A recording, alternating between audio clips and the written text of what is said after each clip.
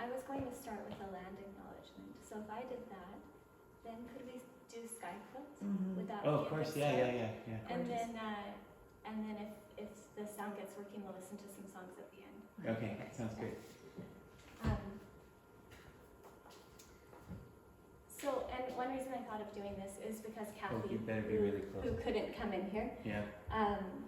had stopped me at the market and said, we really have to do something at church on Sunday. And so, and I agreed with her. So we would like to begin by acknowledging that the land on which we gather is the traditional unceded territory of the Wolastoqey and Mi'kmaq peoples. This territory is covered by the treaties of peace and friendship, which Mi'kmaq, Wolastoqey, and Passamaquoddy peoples first signed with the British Crown in 1726. The treaties did not deal with surrender of lands and resources, but in fact recognized Mi'kmaq and Wolastoqey title and established the rules for what was to be an ongoing relationship of peace, friendship, and mutual respect between nations.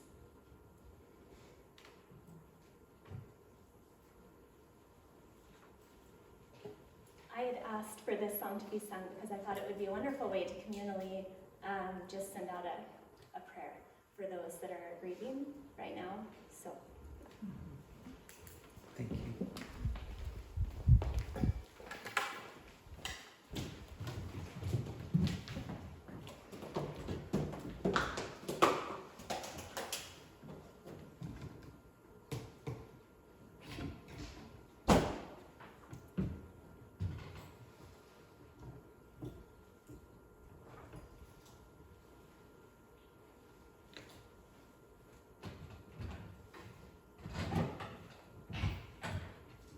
Oops.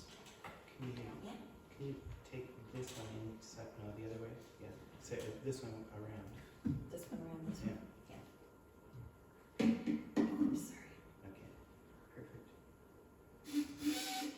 Then we're talking like this. Yeah, and this is close to the mouth. Yeah,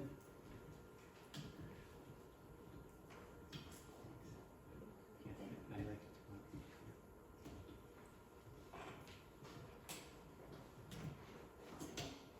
That's good. Okay. Maybe just put this one back. That's good. Sorry about all the arranging. So this was Zoe's song, Sky Quilt, that we've done a few times.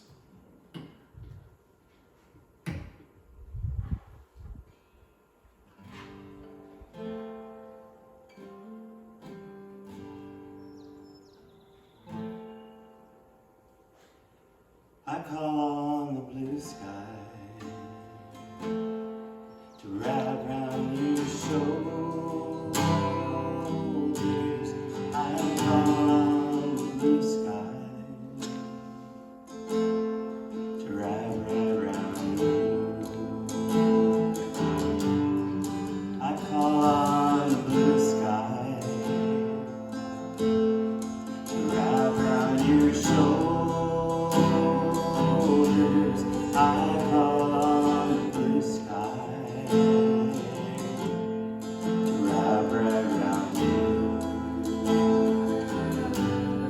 I call on the sunset to wrap around your shoulders. I call on the sunset to wrap right around you. I call on the moonlight to wrap around your shoulders, and I call on the moonlight to wrap right around you.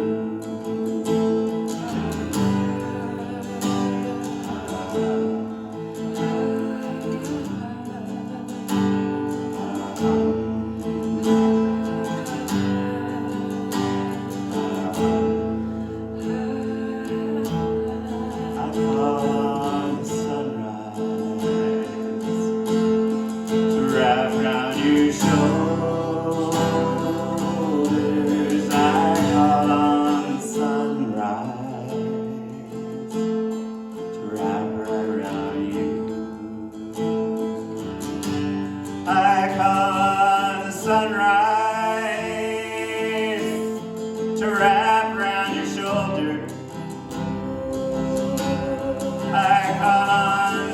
to wrap right round you.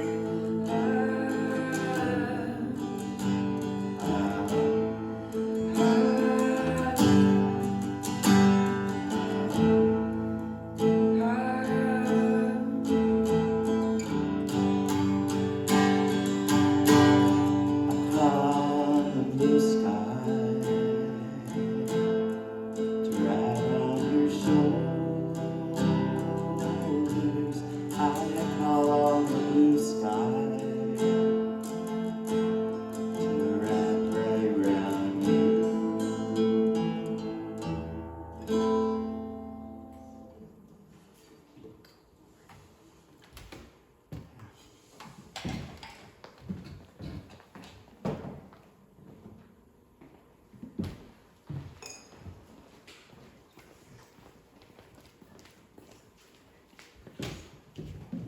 Okay, I'm gonna do my best to speak loudly.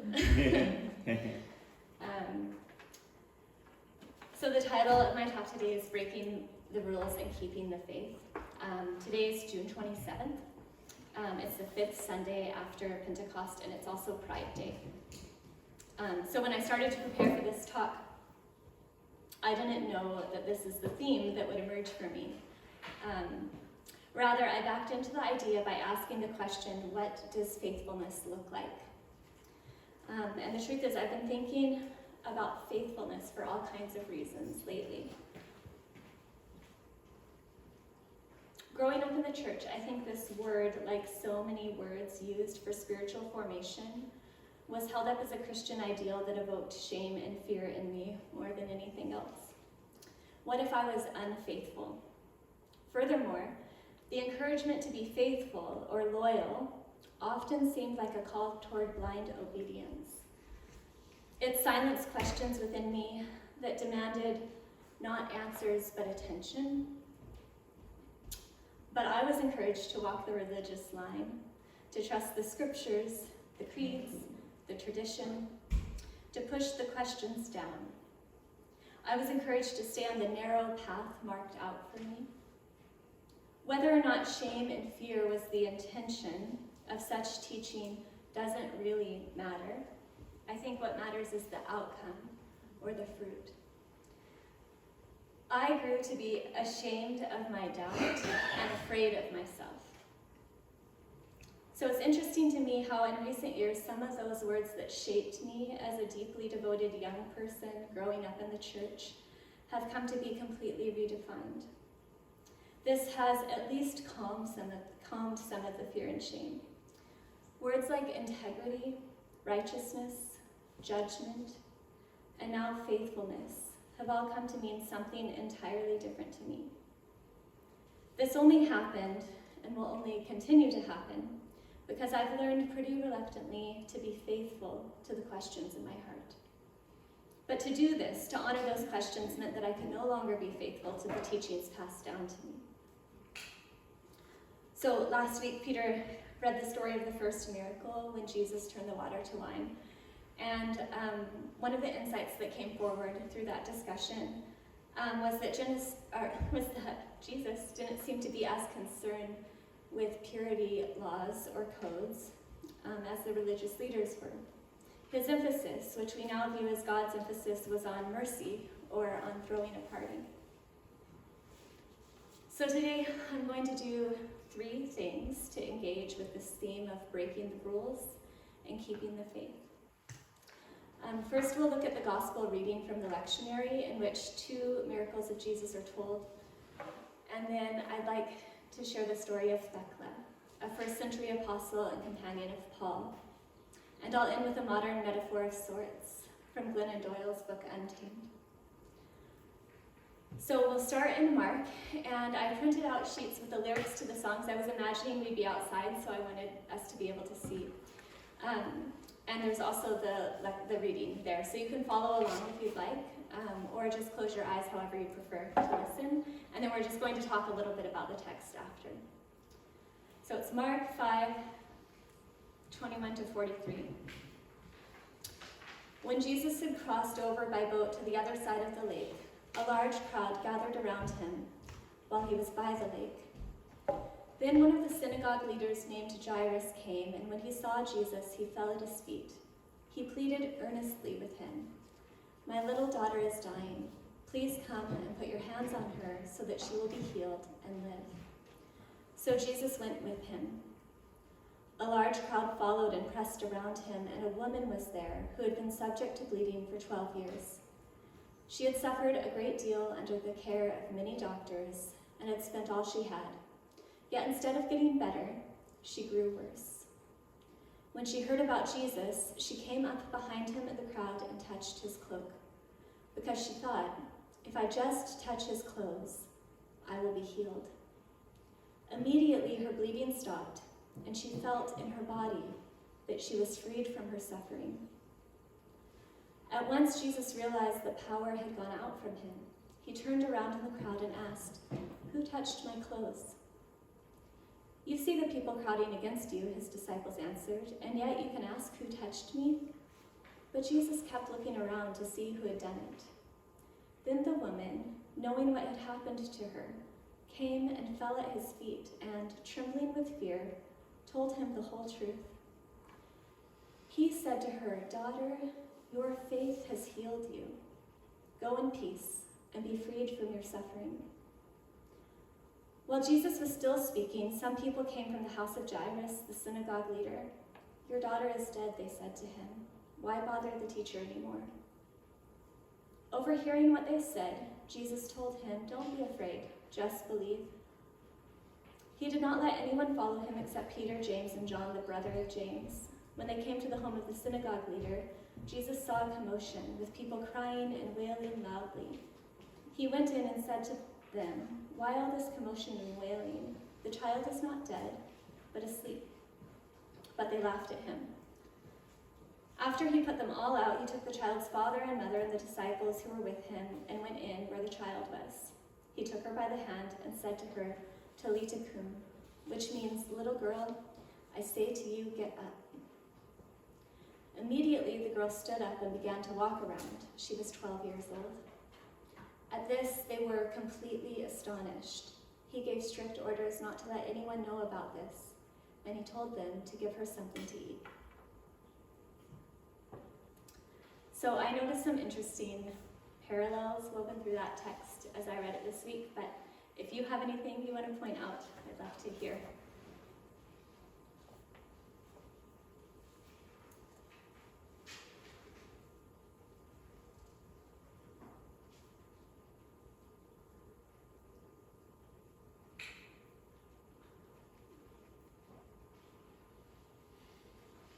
I guess it's kind of interesting that, in theory, a whole bunch of people were touching Jesus' clothes, but only one person who touched his clothes experienced a profound, like, divine experience.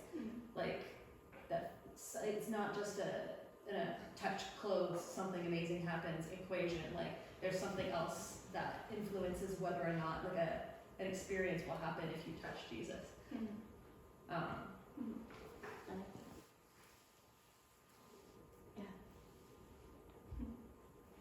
Could you guys hear that at the back? Yeah. Great.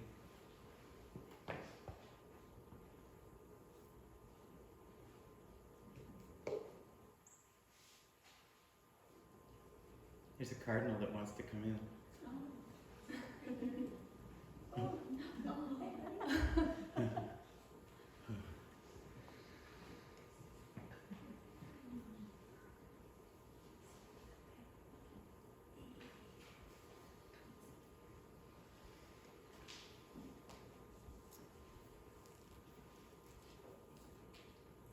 Should I say the things I noticed? Yeah. I'm really trying to think. Thank you, Rena. So here are the parallels I noticed. There are two daughters. There's the daughter of Jairus and the bleeding woman who Jesus calls daughter. There's 12 years in both stories. So there's Jairus' daughter who is 12. She's on the cusp of womanhood. And then there's a bleeding woman who has suffered for 12 years and been ostracized because of her womanhood, essentially. And there's two broken Levitical laws, I believe, or purity laws. One is broken by the woman who reaches out her hand to touch Jesus, though the law forbade it. and the other is broken by Jesus, who reaches out his hand and touches the dead. And then I think there are two striking statements. I really love Renata's point because I think there's something about the faith in the woman who broke the rules to touch Jesus that heals her. That's how I understood it, so I loved your point there. So there's two striking statements, both made by Jesus. He says, he says to the woman, daughter, your faith has healed you.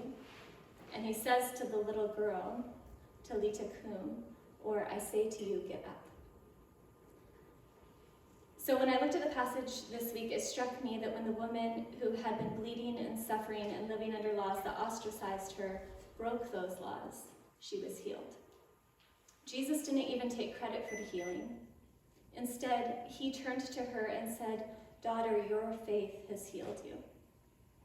So Nadia Bolz-Weber notes that this passage is assigned to the 5th Sunday after Pentecost and tends to land on what she calls, quote, the Feast of the Unclean, otherwise known as Gay Pride Day.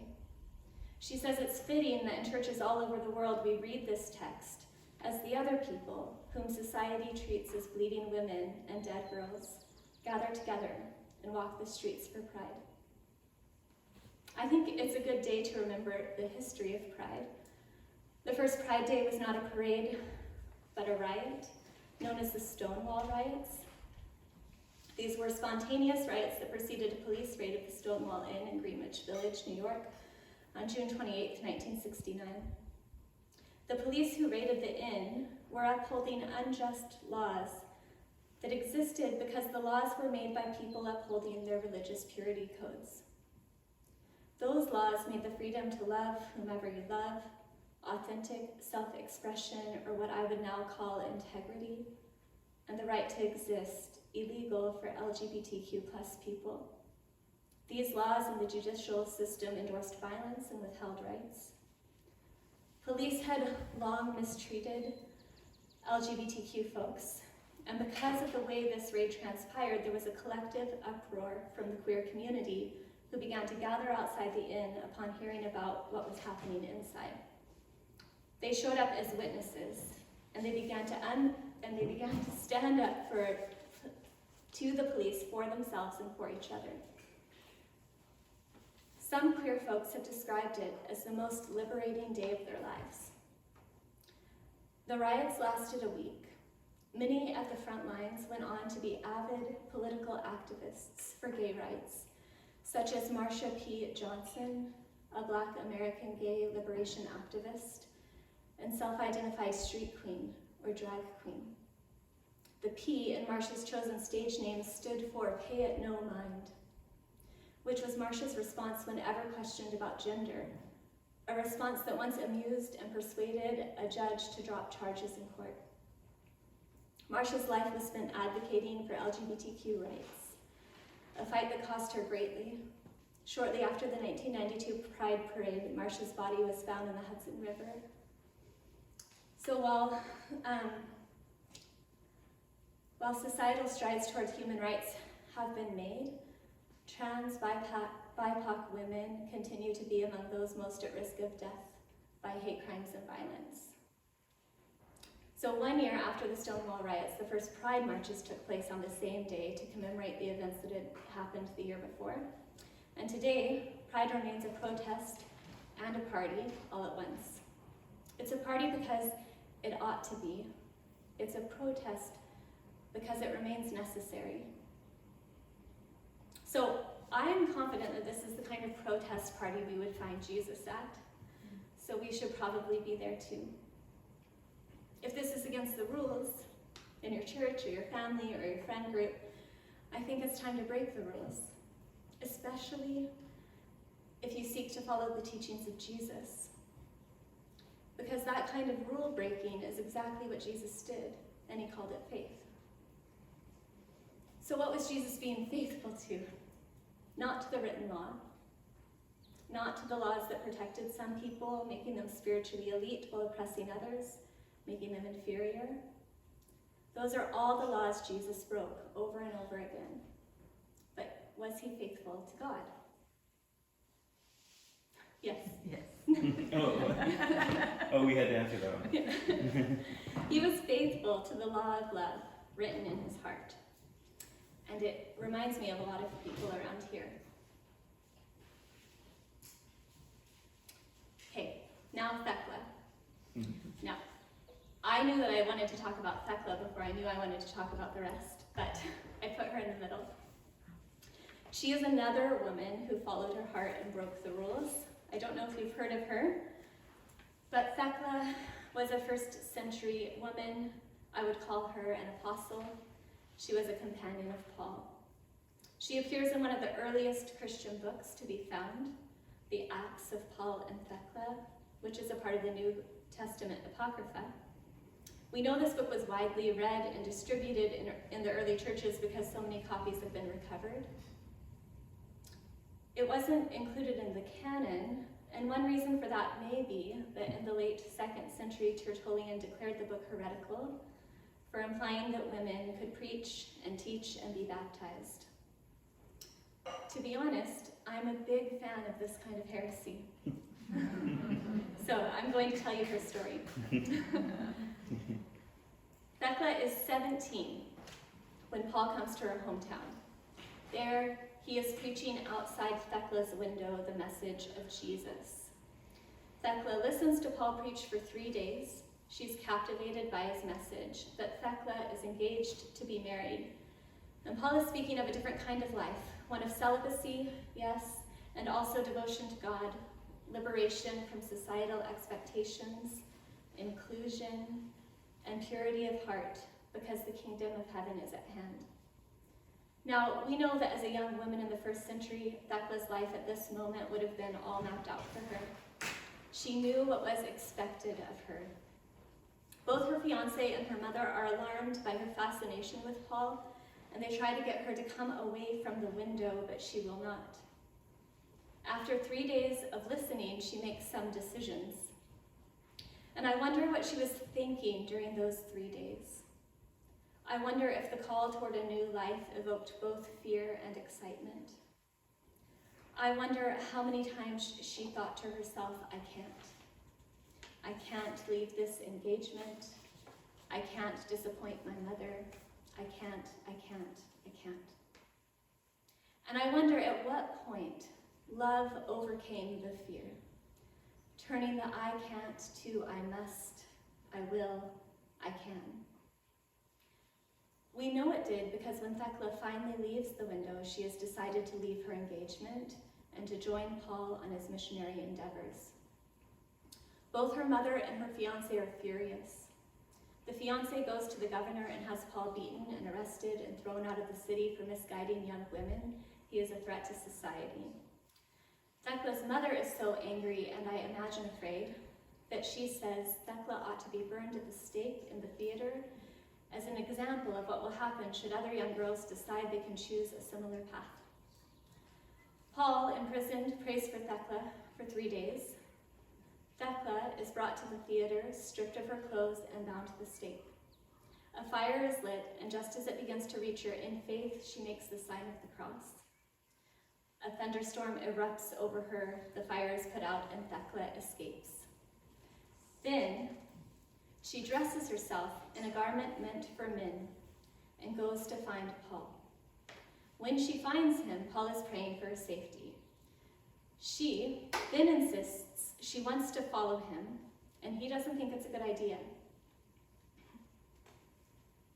He thinks she might threaten his vow to celibacy. And vice versa, of course. He is also concerned that she will face great danger because she is a young, beautiful, unwed woman. But Thecla insists and tells Paul that the seal of Christ would protect her from all such things. She makes a request for baptism. Paul tells her to be patient. Basically, you're not ready. And I wonder how many women who know in their hearts they are meant to teach and preach and baptize have been told this very thing over the centuries.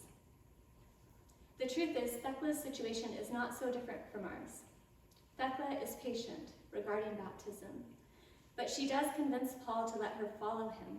She cuts her hair, continues to wear the clothing designated for men, and they travel together. In the next place they go, Antioch, Paul's concern comes to fruition. The president of Syria, Alexander, sees Thecla and he wants her. He pleads with Paul, and Paul acts as if he doesn't know her. Then Alexander, the politician, tries to take her right there in the crowded streets. She yells out, refusing his advances, but like so many men in power, he continues to take what he wants. Thecla cries out even louder. Then she rips the crown from his head and tears his cloak. This brings attention to his actions and shame to his name. He is furious. Again, I feel like Thecla's situation is not that different than ours. Alexander orders for Thecla to be stripped again and bound again and brought to the arena to be devoured by wild animals. There's a great crowd that gathers. Thecla is naked with only the word sacrilege on her. Then, the story says that when the first animal is released on her, it is a lioness who approaches Thecla and bows at her feet.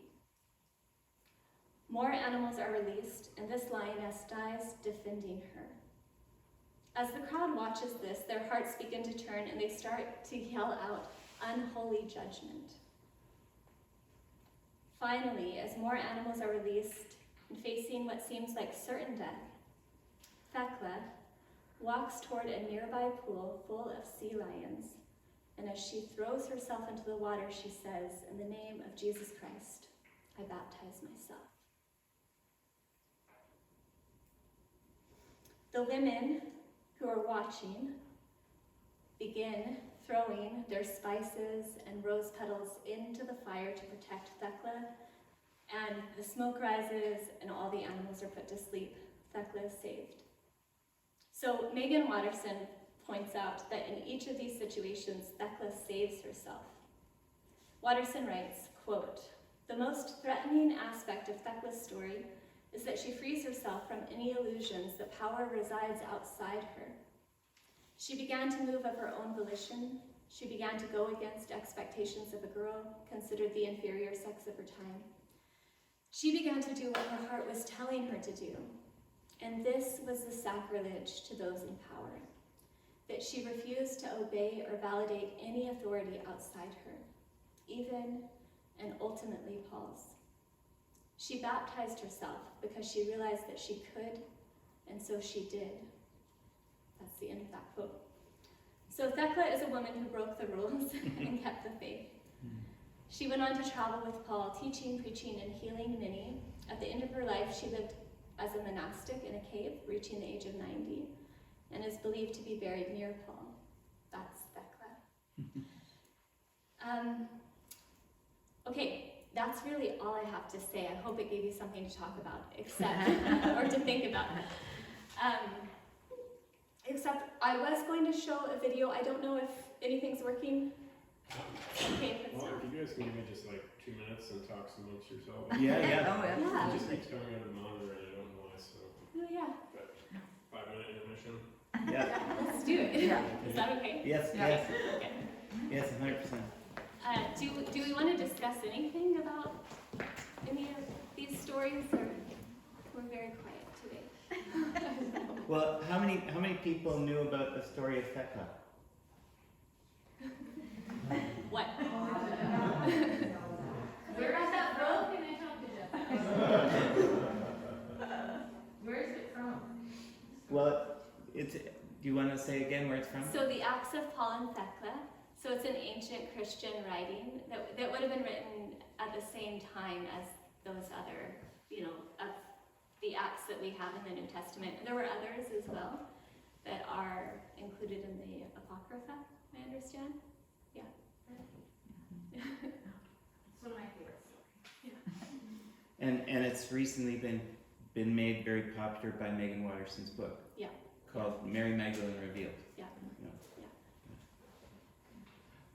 So I think a good question would be, why is it that nobody knows about Thecla? I blame Tertullian. Well, some of the church fathers, like Tertullian, say some of the most misogynistic things you could possibly imagine. Mhm. they really are, they're furious that women are in some quarters being given authority. So maybe, and they're the ones who are really playing a role in what books are going to be considered the canon of the New Testament. So you wonder if that has something to do with it. Yeah. And they've curated the rules to be a very specific thing when there are more rules.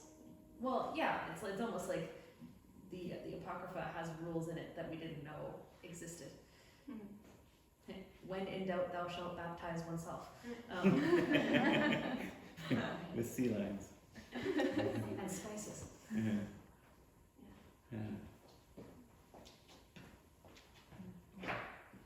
The Orthodox tradition honors Thecla. She is a saint in the Orthodox tradition, so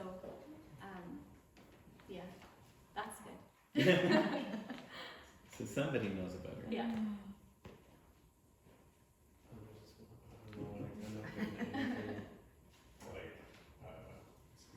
There's something really beautiful about the communion between the female lioness and Thecla. I think that struck me the most. That, I mean, you wonder why the lioness did it, like what she sensed. Yeah. Yeah.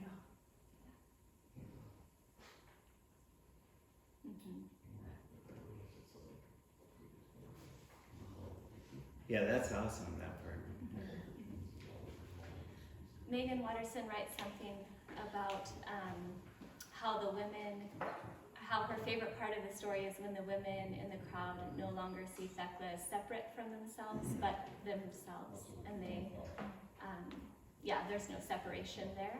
And then they yell out unholy judgment and they want to save her. Before that, it was the opposite, right? They were there to watch her be killed. Even her mother Yeah. wants her to be burned at the stake. Yeah. Because social order means more than her daughter's life. Every time they try to make an example of Thecla, the opposite thing that they intend happens. Yeah. The example is a different example.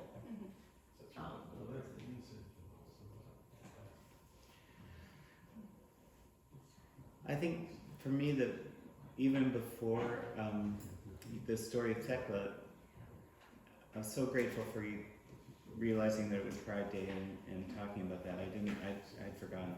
But I loved your redefinition of words like faithfulness and integrity. I thought that was wonderful. Like Thecla's family would have thought that to be faithful would be to play by the rules of society, to get married to the man that we choose for you and to live a life of seclusion, so that there's no sexual temptation, that you'll be, you won't be seen by other men, but you'll live quietly in your own cloistered home and take care of the children. And you'll have a position of respect in the society, but no voice. Right. And so that's what was expected of her. But she couldn't be faithful to that because it wasn't a faithful expectation. Right. So instead, she's faithful to the will that's inside of her to be free. Wow, I thank you. That's really, really profound. Thank you.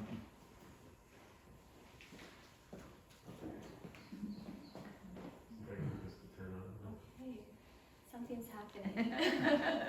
There's hope. I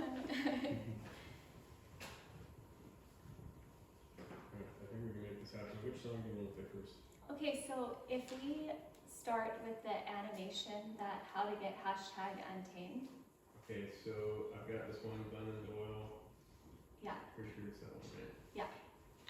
And so this is the metaphor that I was going to end with by reading, but since we have the video, we'll watch this. And then we'll at least listen to one of the songs. Okay. Okay. Oh, so about Glennon Doyle. Okay. So some of you might remember that Joy and Hannah went to a few of her conferences, and actually Megan Watterson was at one of those. Yeah. But this is the metaphor or the story she uses as the prologue in her book Untamed. It came out in 2020. and it was like #1 on the New York Times bestseller list for 7 weeks.